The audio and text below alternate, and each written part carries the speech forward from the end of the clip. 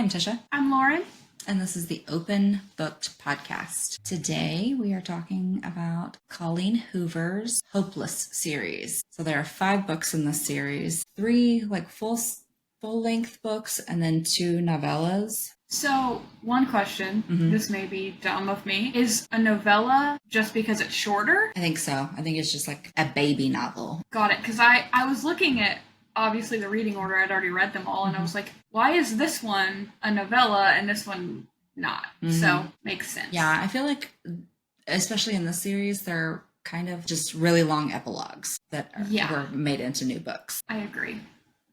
Before we kind of dive into anything, I do want to add a trigger warning. These books talk about some pretty dark subject matter, like rape. It doesn't say it outright, but that's definitely what it was. Also, suicide. I feel like there are more, but I can't remember what all they were. Kidnapping for sure. Oh yeah, kidnapping. I think that was it. Sexual assault. Yeah, I think that covers them all. Rape, yeah. I don't know why I didn't think to do that in the last one, but I think it's definitely worth mentioning for anyone who hasn't read it or doesn't intend to read it but still wants to watch the episode. I think it's important. Yeah, and maybe infertility. Oh, yeah.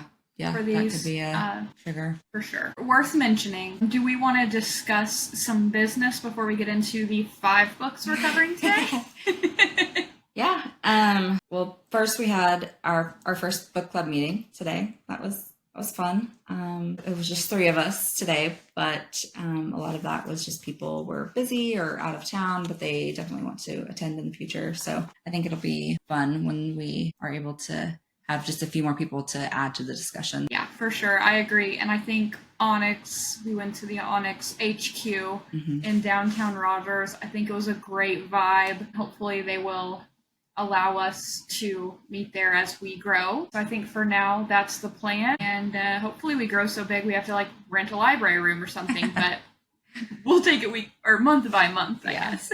And we found out this week that our book club pick is actually going to be turned into a Netflix. I don't know if it's a series or a movie. Yeah. And they started production, and the leading guy is Pierce Brosnan. So it's got to be good. It's exciting. Yeah, I think since the books are a series, I would assume it's going to be like a series, kind of like you. Yeah, for sure. In addition to the book club, we also have a giveaway still going on. Yes. So our giveaway is Colleen Hoover's It Ends With Us special edition, and then a bookmark and a sticker from the bookworm box, and a reading journal. Yeah. I have the book right here. You guys can see what it looks like. Special edition for the movie. I'm surprised I haven't done an edition with Blake Lively on the cover. The picture for their socials is now Blake Lively, I think, with flowers in her hair or something. I think. But this is the collector's edition. I think I saw somewhere that Atria, which is her publishing house, is going to do another reprint of the book with that new cover. Fun. I'm sure I'll get that when it becomes available. Yeah, I've seen so many trailers, different trailers. Some of them are really similar, and then some have just a little bit more that we haven't seen yet, and I'm getting so excited. I'm ready for the movie. Yes, we are so close. Yes. Let me check my countdown. See what it is. It'll be 21 days when this episode airs on Friday. Exactly 3 weeks. I'm so excited. Yes. We're still, anybody in Northwest Arkansas, we are going to get a little gang together to go watch it. So if you want to join us, you are more than welcome. Just let us know. Yeah. She's got alerts on her phone. As soon as tickets go on sale. Yeah. So TBD, we're looking at going to the Rogers town. There's multiple movie theaters in Rogers. Town is superior. Yes. If you disagree, I will fight you because town is superior. Yes, the reclining chairs make the experience so much better. I mean, maybe Fayetteville, the IMAX might be a little bit better, but I don't think so, just because I have to drive an hour to go. 100%. I may be partial to town because it's 10 minutes from my house, but it also has food, drinks, bar drinks, and they are just much less crowded than the one at the mall, even though it's literally 5 minutes away. Yeah. It's insane how close they are, but it is much less crowded and has better seats, so no brainer. But in addition to that giveaway, we are going to have another one previewing a little bit, more to come. But when we hit 2,000 followers on Instagram, we'll be giving away some more fun things, bookish things. Spoiler alert, might have something to do with It Ends With Us. You'll have to follow us and keep up to find out. Yeah. Make sure you're following our socials to be the first to see that and get entered. Have you seen anything interesting on social media, TikTok, this week? I mean, apart from the obvious that happened yesterday with the attempted assassination, right before that, all the book pages and my TikTok and everything was flooded with My Lady Jane. I don't know if you have seen all of the TikToks and such for that. I haven't. I used to be the person that could watch a season in a day because I had free time. I am no longer that person, but I did in this instance. So good. And then at the end, I found out it was a book. So, adding that to the TBR. But it's basically a spin on, King Henry VIII that, had all the 8 wives and killed half of them. Yeah. That guy. So this is, right after he died. Okay, so he died and this little brother became king in real history. Mm-hmm. And then for 9 days, the cousin was queen, Jane, and Jane Grey. And she made it 9 days, and then they beheaded her. So this is like a take on if that didn't happen and she stayed queen. Okay. And then they also add some magical elements, but the way the narrator talks is very modern. They literally say, fuck that, and just, very, very modern stuff. I absolutely loved it. I'm sure it's not going to be for everyone, but I see what all the hype is about the book girlies loving this show. Highly recommend. Go watch it. Okay. It's on Amazon Prime. Okay. I'll add that to my watch list too. And I do not have a promo code. They are not sponsoring me. I just really liked it. What about you? Anything interesting to note? I don't think so. I did see, kind of shocking, Richard Simmons passed away yesterday. That was really sad. And then Shannon Doherty, she was in Charmed and Beverly Hills 90210. So RIP to them. That's really sad because they're both, I think Richard was older, but Shannon Doherty was, I think, in her 50s. It's crazy that they just both passed away in the last 24 hours, basically. I feel like those are both 80s and 90s icons, right? For sure. Insane. Yeah. Anything else?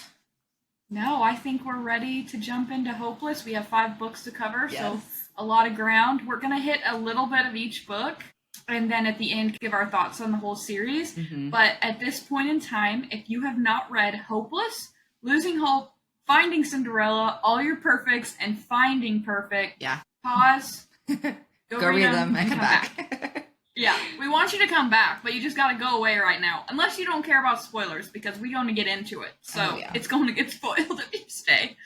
Yes. Now, the proper reading order for these books, per the website, is Hopeless, Losing Hope, Finding Cinderella, All Your Perfects, and Finding Perfect. So that's the order that I put the discussion topics in today. So that's the order that we are going to discuss them. I think there's other ways that you could read it, but that is the recommended proper way to read. If that makes sense. Yeah, that's how I read them initially because I saw the graphic on her website, and I could see how you could take All Your Perfects just out of it completely, but it just adds depth to the storyline. It's really nice, and I think it made it more relatable for some adults.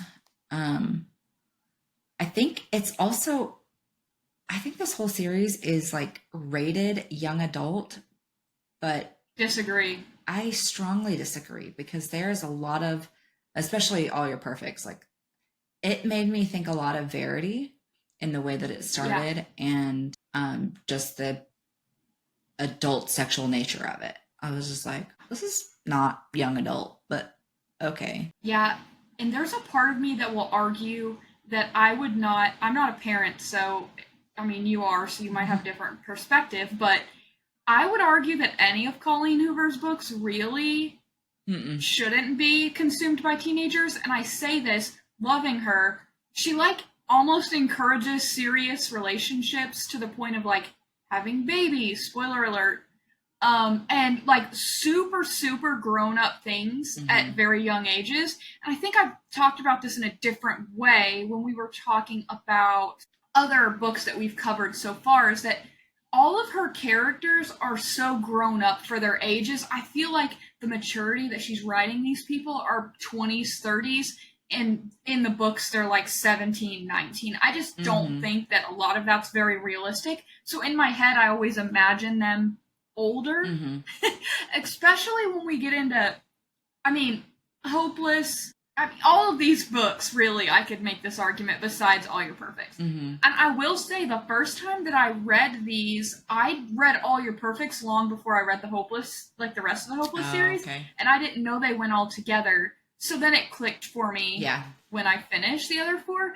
But I did not know that it was part of that, to be honest. So it definitely could be read as a standalone. You might have questions at the end, but it definitely could be read as a standalone. You want to dive into Hopeless? Let's go for it. So I did it a little different this week as I was rereading. I made some notes, and then I also like go through social media and see kind of hot takes and other people's opinions, because I think it's worth discussing if we agree, disagree. Hopeless, the first thing I personally noted was the letters and dollar bills that were always placed in Skye's locker, and how she was so indifferent to it. And I just personally could not imagine the bullying that she was having, and like being so indifferent to the point that she was like, thanks for the money. Like, you know, how cool she was about it.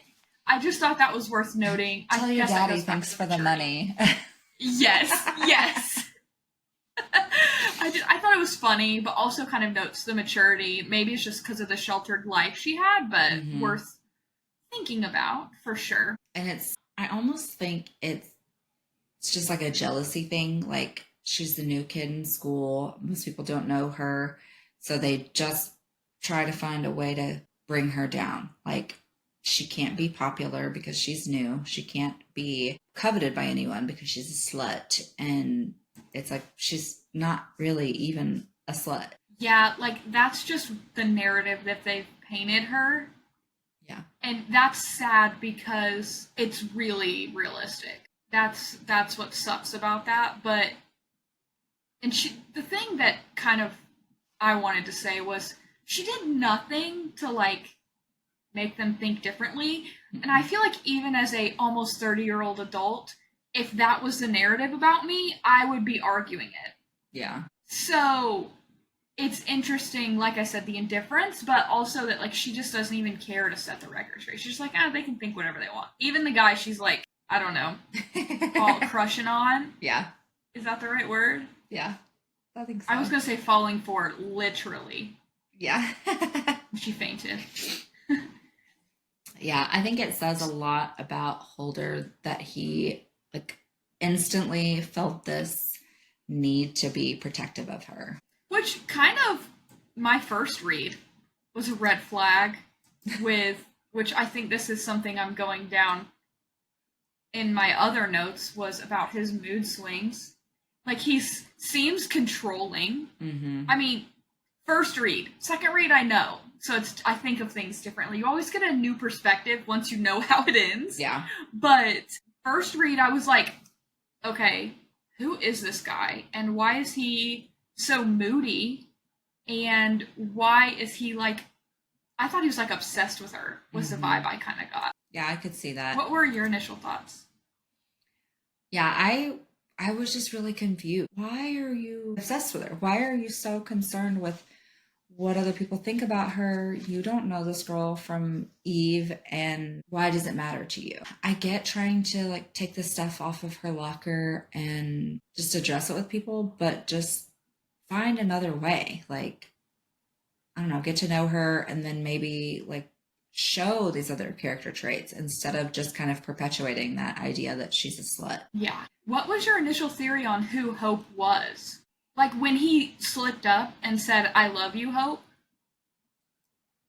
Like Yeah. what was going through your head? Like ex-girlfriend, or did you figure it out? I was thinking ex-girlfriend, kind of like she did. Like, I thought you said you hadn't really been in serious relationships, and now you're saying you love someone?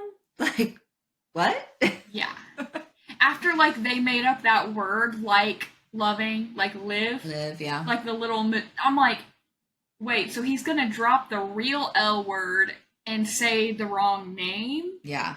But it also kind of made me think he was a player. Mm-hmm. I can see that, yeah. Maybe not like ex-girlfriend, but like he's got a side bitch. I could see that.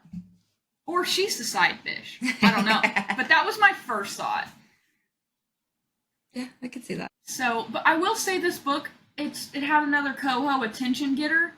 So you know getting into this point that Sky is pissed off at him because the book starts with a dramatic scene. Oh, so yeah. the whole time I kind of go back to how books start.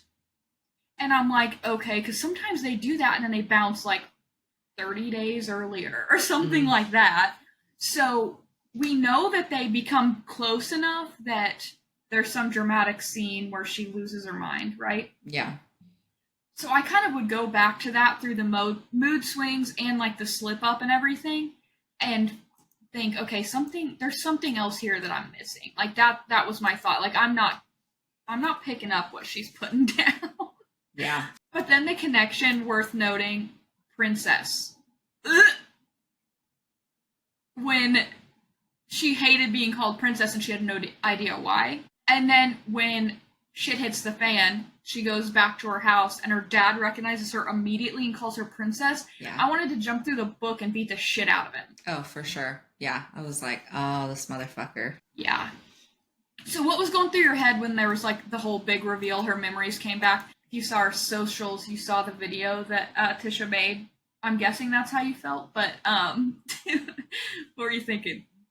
Oh yeah, I sobbed because I think maybe on too deep of a level I can relate to like blocking out traumatic things and then realizing later, completely out of the blue, like something happens and you're like, holy shit, that's why I avoid this, or I don't like this word or whatever. Like, holy shit. I was like, wow, that's so freaking sad and depressing and just all of the emotions. I was just, I don't want to say devastated because that should be reserved for moms who've lost their child, but it's so devastating. That's so sad. Yeah, and I think classic Colleen Hoover, super deep emotions, traumatic experiences, very well portrayed throughout books that people who have gone through things like that can relate to. I think she's really good at doing that. So what were your thoughts on Karen? I had an emotional roller coaster of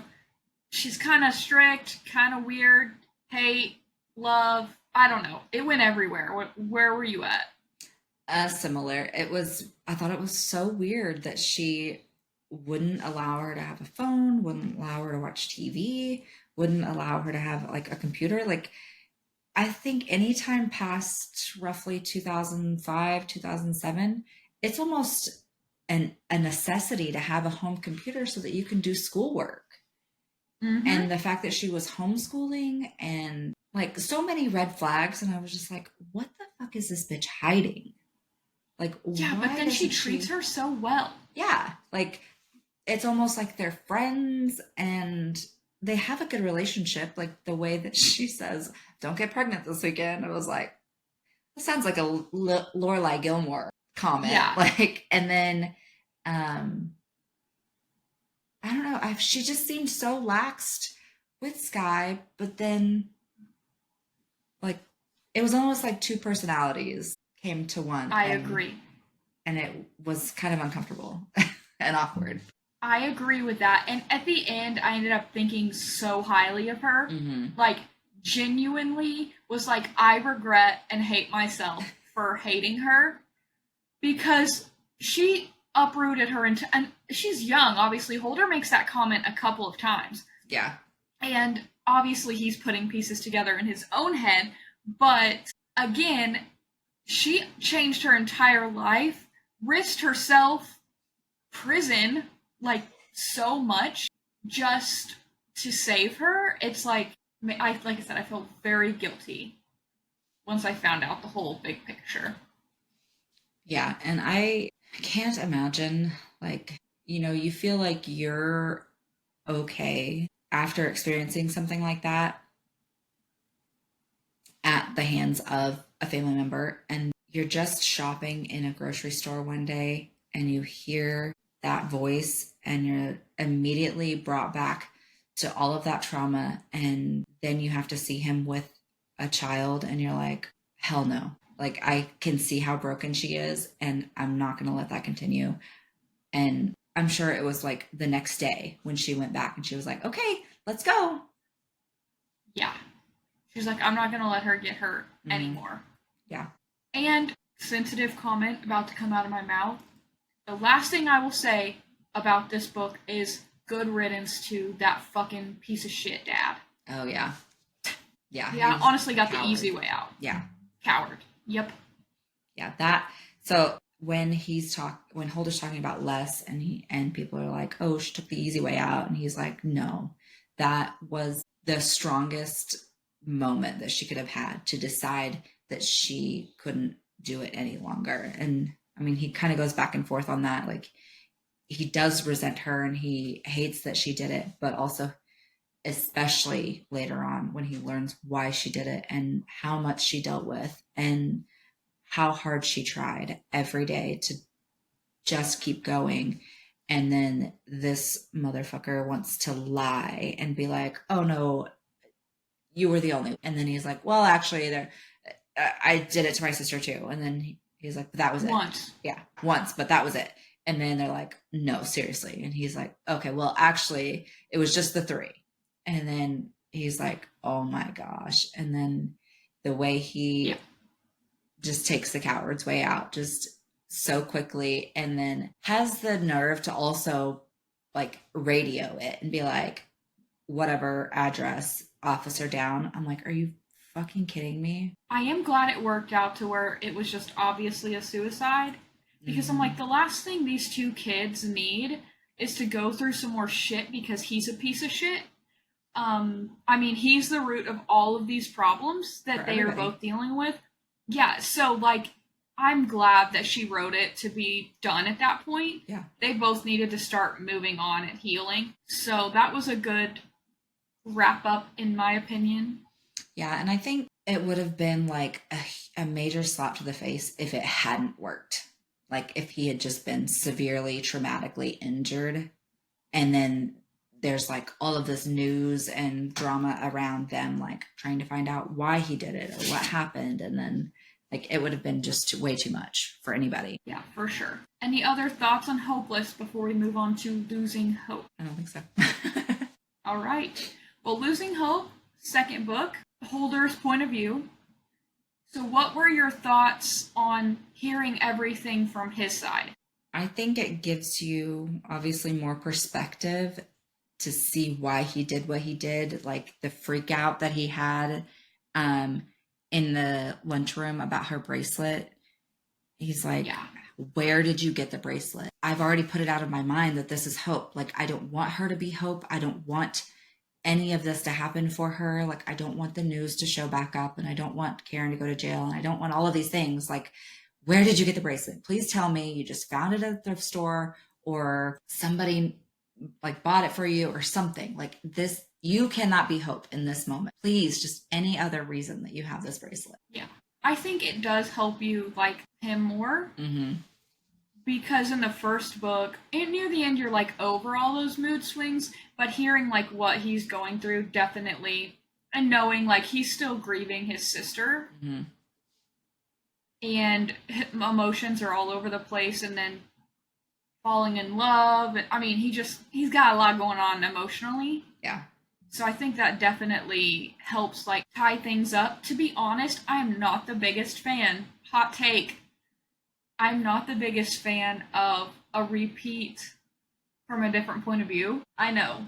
But I feel like this one was helpful, but at the same time, I'm just not the biggest fan of that. I feel like I already know what's going on. You know what I mean? Like that's just. But again, this one was helpful because you do learn more things, like the letters that he wrote to his sister. Yeah. What were your thoughts on the letters? I feel like that was a big piece in this. It was. It was him working through her death and working through just being a teenage boy, falling in love, and then the way he says, "I found her." Like I found hope after all this time. But I thought it was kind of ick the way. So he found the book, and then her friend comes over to like get a picture for something, and then they end up sleeping together. And she has a boyfriend, and I'm just like, why? Yes, that gave me super ick. Why? Yeah, what the fuck? Who does that in their grief? Like some people apparently. Yeah. I don't understand that. Yeah. But yeah, that made me want to throw up. Yeah. To be honest, but I guess Colleen Hoover thought it was important for the storyline. So, whatever Queen says.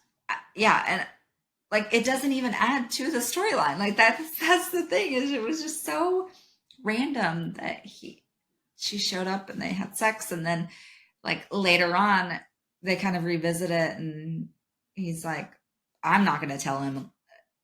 If you want to tell him, that's good for you. Like we'll confront it then, but like it's our secret and it's okay. Like we both know it didn't mean anything. We were just trying to recover somehow. I don't know. It was just so fucking weird, and it was really icky. Yeah, I agree that it doesn't really pertain to the storyline, but I'm trying to play devil's advocate here because I like to do that sometimes. And I'm thinking it's just showing Holder's emotional turmoil. Mm-hmm. Yeah. That's the only thing I can figure, because, I mean, this goes back to the balls comment about the baby. It didn't need to happen, and it gave people the ick, but Colleen Hoover thought that it needed to happen, apparently. Yeah. So. And since you brought it up, there's another one in this freaking series, and I was like, there is. Are you fucking kidding me with the salty balls? Why?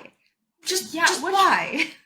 That was in, is it Finding Cinderella or Finding Perfect? Both. Both. Okay, yeah. She apparently got a ball fetish. I'm just kidding, I don't know. But it's enough that it's weird. It's enough that it's weird. Yeah. Yeah. Okay, moving on. I know, I was reading the TikToks about this. Like, watching the TikToks, making these notes, and I was like, people were bringing it up again. And I was like, okay. Yeah. Ugh. Let's get deep. Okay. What about the moment that Holder discovered Les's body? I can't imagine. Not only is it your sister, it's your twin sister, which you already have a deeper connection with. Like, it's been proven time and time again. Twins have a deeper bond mentally, emotionally, physically, like all of the things. I think it was odd that he didn't sense anything before going in there. But then, like, the way he described having to tell his mom afterward, that was awful. Yeah. And I will say that I felt like was impactful in having a repeat book. That scene obviously doesn't get depicted, described, or anything in Hopeless. So I feel like it helps you understand Holder as a person, like actually what he went through to be that broody, moody teenager from the first book. Anything else to add to Losing Hope before we move on to Daniel and Sit? I thought the way that it kind of ended in both of them, where they're talking about the conversation that they had when they were little, and I think they were 5, and she's crying, and he's like, he won't live forever. And then he like lays down, and it might be 2 different instances. That was the day that she got taken, but I think previously they had another interaction where he's like laying in the grass just looking up at the sky, And she's like, I want to lay down and look at the sky too. And he's like, I love the sky. It's my favorite thing. And even when it's raining, it's beautiful. And I think that was very key in why she chose the name Sky. Like she 100%. She loved it. And I think for both of them to have that like aha moment of why she chose that name was really sweet. I agree. Yeah. Fate, soulmate kind of stuff. Okay. Finding Cinderella. Mm-hmm. This was a smaller book. I feel like a quicker read. Yeah. Overall, general thoughts on Six and Daniel, their interactions. It was cute. It was sweet. And it was just a lot of like kismet moments. Like he's telling her bye and she like fist bumps him and he's like, and then later he tells Holder, he's like, she fist bumped me. Like, how could I not fall in love with her? Yeah. I think the humor in this one is different than the other two. Yeah. It kind of styles a little different, and I think their relationship is funny. Yeah. Daniel is just, I like Daniel more than Holder. I just think he's funnier. Yeah. He reminds me of just a very typical teenage boy, like says stupid shit, that does stupid shit, and just, I don't know, fun to be around. Like, yeah. But his heart is definitely in the right place always. I feel like he has a huge heart. And huge personality. That's my next note, is both of them just have ginormous personalities. Like, to change your name to Six because your parents named you Seven just to piss them off, legendary. Yeah, because like they're moving, and she's like, I don't want to. No, so I'm gonna change my name. I'm gonna start going by Six. Yes. Yeah, like I think one thing worth noting too is Colleen Hoover does a great job writing kids. Like all the kids she writes are like precious or hilarious, and like DM is a great example from Reminders of Him. Mm-hmm. Hilarious. And I feel like even writing, like she's writing all of them younger in the previous two books, she writes them like very precious. Mm-hmm. So maybe I'm just not around kids and that's how kids are, but yeah, pretty much. I'm sure a lot of that came from her own children, and she's like, these fucking weirdos. But my favorite thing about this book is Daniel and Holder's bromance. Yes, he's like, I love you, Holder. Yeah.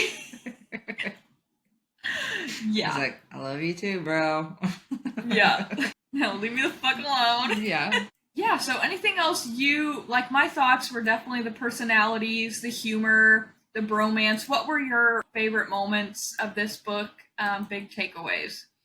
My favorite moment was pretty early on when he is about to take Six on their first date, and he asks Chunk, his little sister, Chunk, I love Chunk. How do I look? And she's like, fine, but if you're taking Val out, like, she's not gonna like that. And his mom's like, yeah, I know Val, and she's not gonna like those shoes with that outfit or whatever. And he's like, it's not Val, okay? And they're like, oh, thank God. Thank God. That he's like, I thought you liked her. And they're like, no, that's called reverse psychology.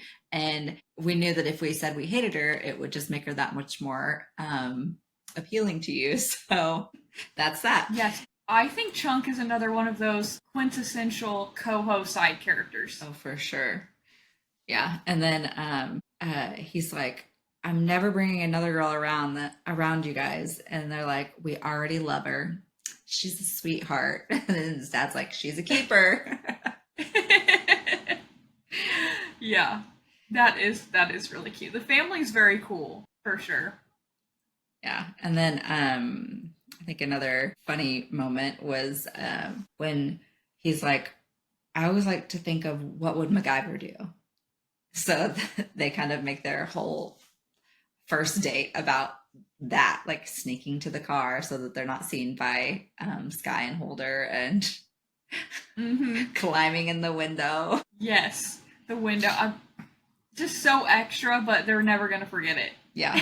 Yeah, it was really sweet. And then for sure, all of the nicknames that Daniel gives everybody. I'm just like, where did you even come up with that? Daniel is the king of nicknames. Let's actually, Colleen Hoover's the queen of nicknames. Yeah. Every book, the book boyfriend gives the girl a nickname. And one thing I really liked about Daniel's family was just how involved they are. Like they're all very involved in each other's lives. Like the way his dad's like, oh, we know you haven't had sex because every time you go on a date, he comes home and takes a 30-minute shower. And Chunk's like, I thought being clean would be a good thing. Why is that embarrassing? And she's like, oh my God. Yes. That is hilarious. He's like, I hate all of you. Yeah, that is a great example of like an open but healthy, good family, I feel like. Yeah. Yeah, I forgot about that, so you just brought it up. Hilarious. Yeah, I love it. Oh, goodness. Okay, did you have it... Were you, like, surprised by this revelation of the whole closet thing at all? I really wasn't. No, I felt like at the beginning, like the way he talked about it, and then all of the pieces just kind of clicked, and I was like, oh, how long is it going to take him to figure it out now? Like, yeah. And this is one of those instances where I get annoyed at miscommunications or not communicating or not putting shit together, where I'm like, dude. Yeah, you could have figured this out so long ago if you just fucking pay attention or ask questions. Yes. Yeah. 100%. Hey, any last thoughts on Finding Cinderella before we move on to All Your Perfects? I was really kind of confused as soon as he realized it, and he's like, you know, I haven't given you a nickname yet. And she's like, why? He said, because I did a long time ago, Cinderella. And she's like, no. And then freaks out. And I'm like, what the hell? What? You should be happy that you found the guy so it doesn't add to your body count and like all these things. Why are you sad? And then when she has to tell him about it, I thought that was like... Yeah, it makes sense as to why she freaked out. But I agree. I was like, finally! Yeah. Yeah. Yeah, but that was really sad. Yeah, for sure. For sure. Okay, All Your Perfects. This one was, like I said, the first time I read it before Hopeless and completely by itself. Say another pretty strong start to a book. Yeah, I mean, I knew, going into it, like, okay, she does these big grabs for your attention and then kind of works everything out through the story. But I was just like, what the hell? Why is there somebody just sitting at the doorway? And then they discover they are both being cheated on with the people behind that door. Nothing like bonding. Bonding over mutual getting cheated on. Yeah, I thought it was hilarious that they stole their Chinese. Oh, yes. That was just a cute little detail. Yeah. I would have done the same shit. Oh, for sure. I'm still a lot more than the Chinese. But, yeah, that was hilarious. Okay, so this is a very emotional, heavy novel. I feel like it's almost insta-love. Tell me if you disagree. I think for him it was. Yeah. Not so much her. Like, she was like, okay, like, yeah, you're hot, but I don't want really anything to do with you because it's probably just going to make me think about the guy that cheated on me. Which makes sense. Yeah, so she just tries to go on about her life, and she's like, whatever. Bye. Have a good life.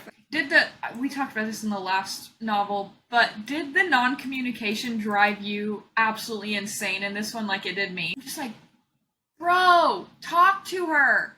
Girl, talk to him. Yeah. Yeah. Stop fucking pouting around and shit and looking at him through the window and fucking talk to him. Yeah. And him, like, when he did the thing, I'm like, oh my god, you fucking idiot. Yeah. But obviously they're both going through a lot. Priorities were, I can't even imagine, and I think they just got wrapped up in non-communicating, and...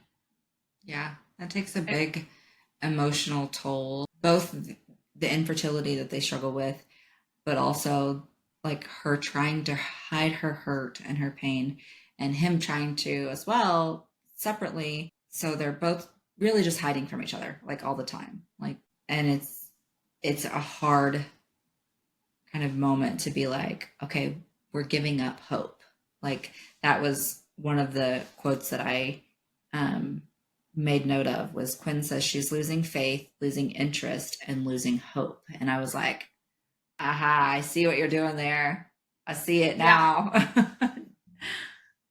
Sneaky. Yes. Yeah. I agree with that. And I think this book is, again, an emotional roller coaster for how it starts. You're kind of laughing, but you're sad. And then, watching them fall in love and having this, like, super cool relationship that turns into not communicating, infertility issues.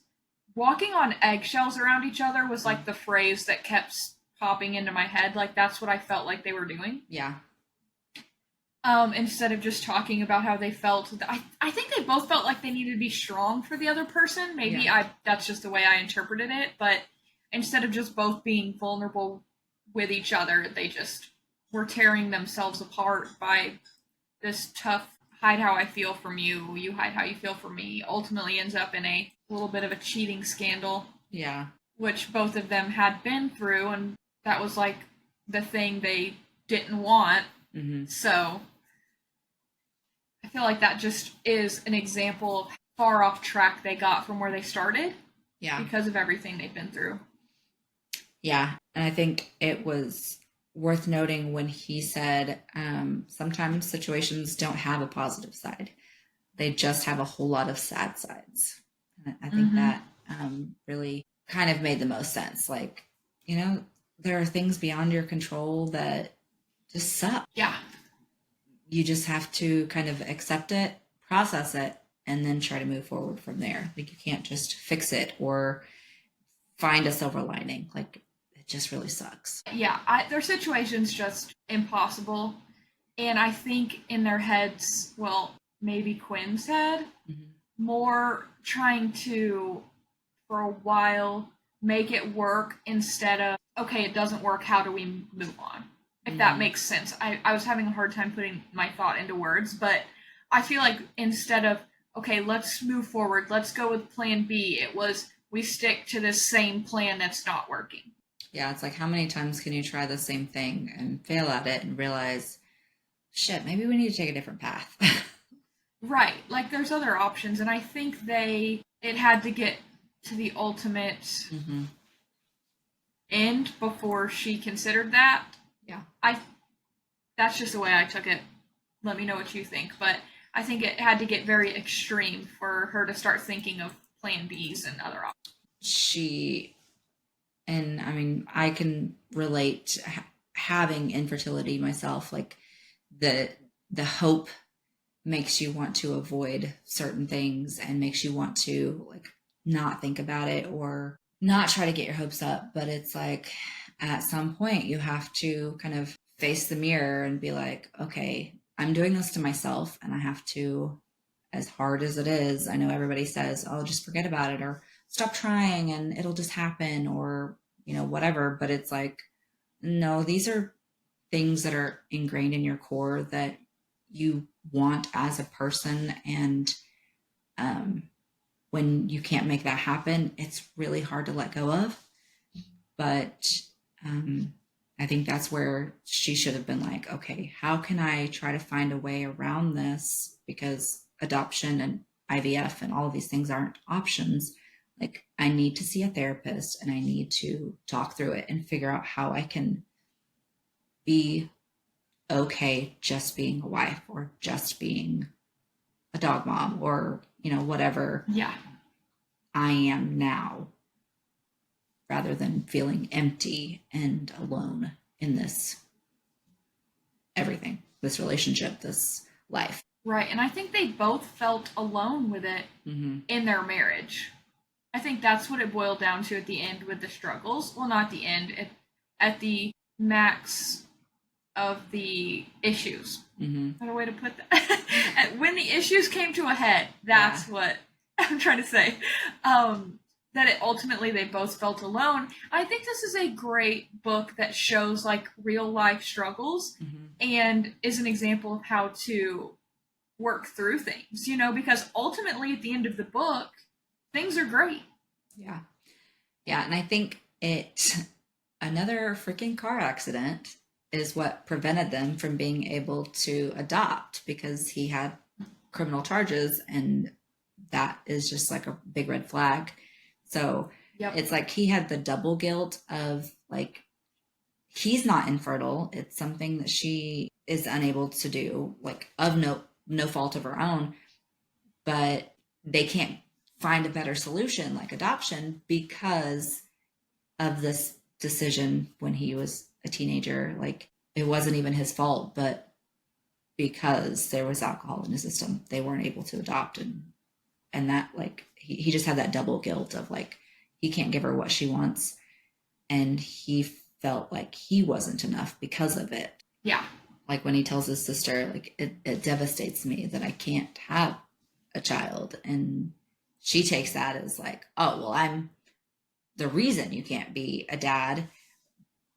And he's like, no, it devastates me for you. So again, that communication would have just solved a shit ton of problems, but people want to skirt around the issue and not address it. For sure. That part I was like boiling. Yeah. Yeah. Any other last thoughts on All Your Perfects before we wrap this up in a bow with finding? In this is where I kind of like when Ava's talking to them and she's like, oh, I've got this exchange student named Six that like ties everything together. It kind of inserts them into the timeline. This is where I started to notice the timeline inconsistency. I was like, wait a minute. So this is your 10th anniversary. So you've been together for 12 years. But when we get into the next book, like the whole timeline does not match up. So I'm just like, the whole time I'm reading or Finding Perfect, I'm like trying to go back to the other two books. And I'm like, okay, how did this all line up? And it doesn't. So no, it pissed me off. Yeah, I think going into Finding Perfect, it was like, I think you said this earlier, it's like a bunch of epilogues. And in my head, I just pictured she was like, oh, we can add this in, we can add this in. And that's how it ended up being the way that it was. That I may be completely off base, but that's the vibe that I got. Yeah, it's very messy as far as the time kind of goes. like too late. Yeah. You could just tell it was just, she even said she added to it 27 times or something like that. Yeah. But we ready to jump into Finding Perfect? Yeah, let's do it. Okay, last Finding Perfect. This one was pretty quick read as well. Oh yeah. I thought. What was it, like less than 100, like 100 pages? It was like super short. Yeah, I think it's 82 pages. So it starts off with like the distance between Six and Daniel. Mm-hmm. What are your thoughts on the length Daniel goes to try to fix that? I think it's really sweet and says a lot about his heart, that he feels like she's going to break up with him, and he's like, I don't know what the fuck to do. Like, goes to his sister, and that he doesn't, like, they have a relationship, but she's gone at school, so it's not like a consistent or like super close relationship right now. So he's like, what the fuck do I do? Like, she's like, have you tried talking to her? Like, communication. Let's always just make this the rule. Start by having a fucking conversation. Yeah. But I think the way he did it, and then she jumps in. She's like, okay, well, have you done this? Have you guys tried this? Have you done all the things? And he's like, I didn't want to like step on her toes. I didn't want to get answers if she didn't want them. Like, I didn't want it to be too much for her. So then they have the conversation, and she's like, it just hurts all the time. Like, I just want to know that he's okay. I just want to know he's healthy and happy. And I did it to protect everybody so that nothing could happen. And like, I wouldn't change my mind, but I just want to know now. Yeah, she needs some sort of closure. I think the not knowing is what's really eating her alive, literally. Yeah, it's the hardest part in a lot of situations where you see this big event and then you just are expected to go about your life like nothing ever happened. It's like, but I want to know. Yeah. You need more. You need answers. Yeah. So ultimately, like we said, this book very short, not a ton to cover. But did you feel when you finished this book, besides the timeline inconsistencies, that all of your pending questions were answered? You felt fulfilled with the series, or was there anything you needed more of or missed? No, I think wrapped up pretty well. Like the way he was able to find them. And I love the fact that Quinn emailed back and was like, I've written so many letters that I never thought I would send because I don't even have your information. And she's like, I reached out to my lawyer last week and was like, I want to try and open that line of communication. I thought that was really sweet and kind of tied in her character too, to just be like, I can't imagine the sacrifice that woman made and I'm so grateful for her, but also I want to have that relationship with her and I want her to know that she did the most selfless thing you can do and she gave me joy and love and hope again. So I thought that was really sweet. I did too. I feel like it perfectly wrapped up all of the books.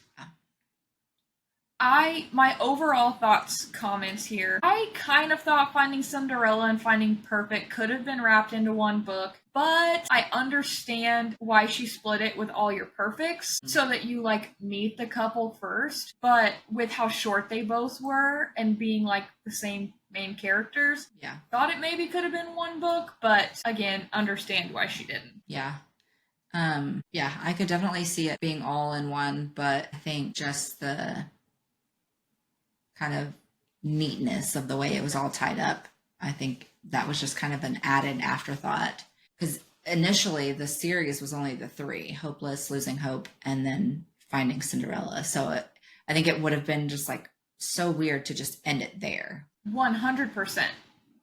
Yeah, because it's like, okay, they live happily ever after or no? Like, question mark. These are all teenagers about to go to college. This is weird.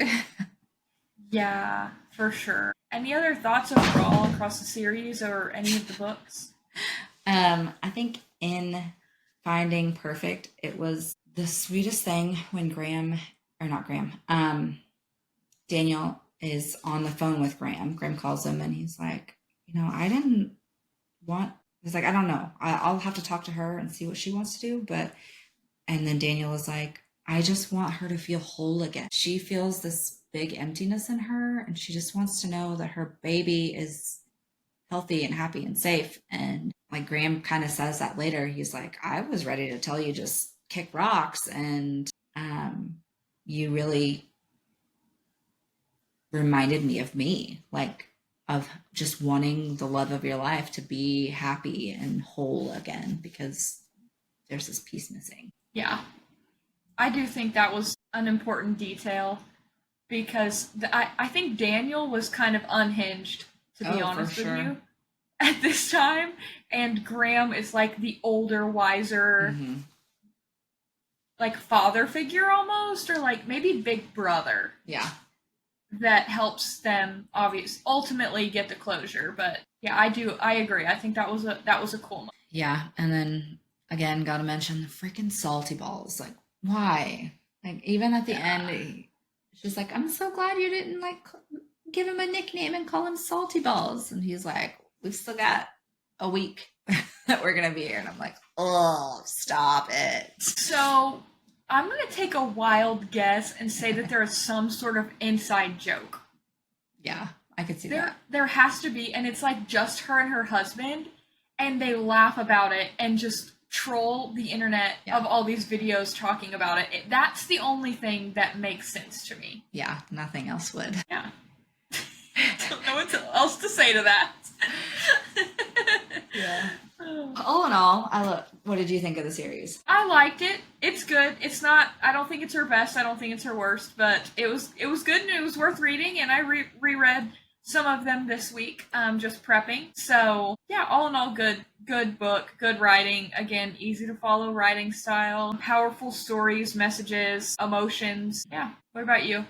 Yeah, same. I loved them, and I like the kind of dual point of view for Hopeless and Losing Hope. Like you said, I think it was a little more important in this scenario because it gives you insight into how he was feeling dealing with his sister, and like having the hope that maybe this is her, maybe it's not. no, I don't want it to be, because then it would turn her life upside down again. Him like helping her through it, like helping her go to her dad's house and confront him. Like you said, that's really just mature for 17, 18-year-olds. Not super realistic, but also teenagers have to go through a lot of stuff sometimes. And I mean, I've seen it with my friends and their kids, and I'm just like, whew, it is rough being a teenager. I would not go back for anything.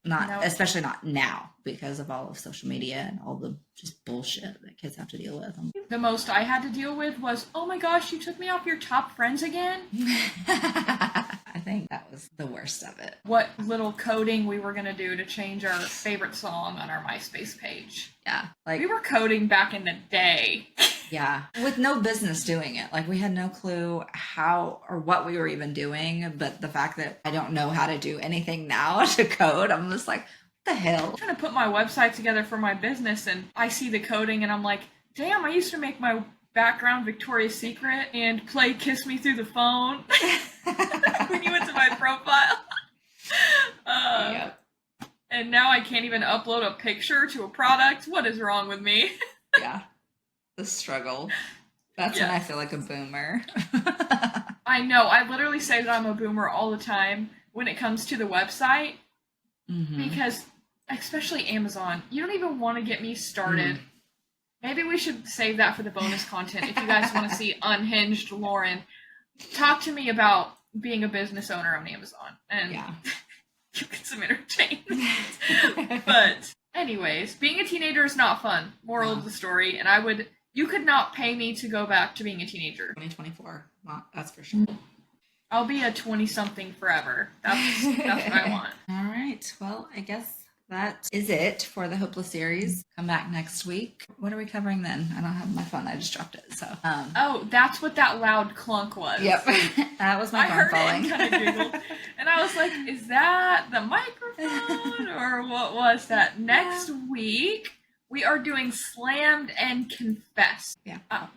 Yep. Okay. I like it. I'll leave my thoughts till the episode. Yeah.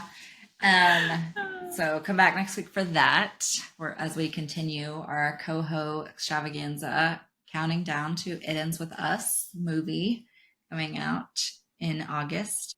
Be sure to follow our socials: Instagram, Facebook, TikTok, and YouTube. Open booked on all of them. We don't have LinkedIn, so don't go there, even though she likes to say that. Yeah, no. Sign up for the giveaway, and I think that's it. We will see you guys next week. Bye. Bye.